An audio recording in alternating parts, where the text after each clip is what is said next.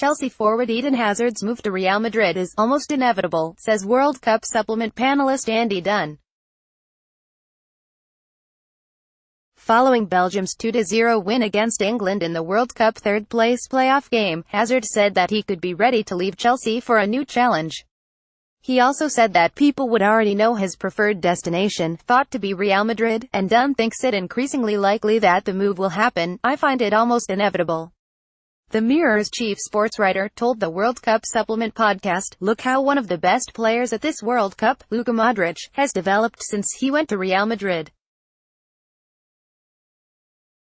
He was a great player when he was with Spurs, but he's a class above that now because he's playing with the best players in the world in a team that dominates the Champions League. Why wouldn't Eden Hazard want to play for Real Madrid? Now there is an opening with Cristiano Ronaldo leaving, and he's quite right that he's had 6 years at Chelsea where he's been excellent.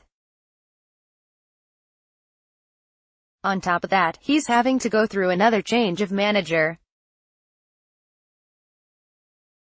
In his quotes, "I did get the impression that he wasn't overly enamored that they had changed Antonio Conte for Maurizio Sarri, and he paid tribute to Conte.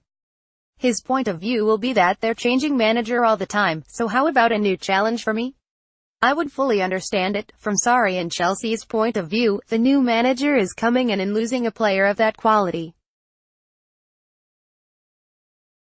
We saw against England that he was the man of the match and outstanding again. He is everything Raheem Sterling should be for England. It would be a devastating blow for Chelsea, although in theory they hold the cards because he has 2 years left on his contract, but I think it will happen." His sentiments were echoed by the Times chief football writer Henry Winter, who believes Hazard will answer if Real Madrid come calling.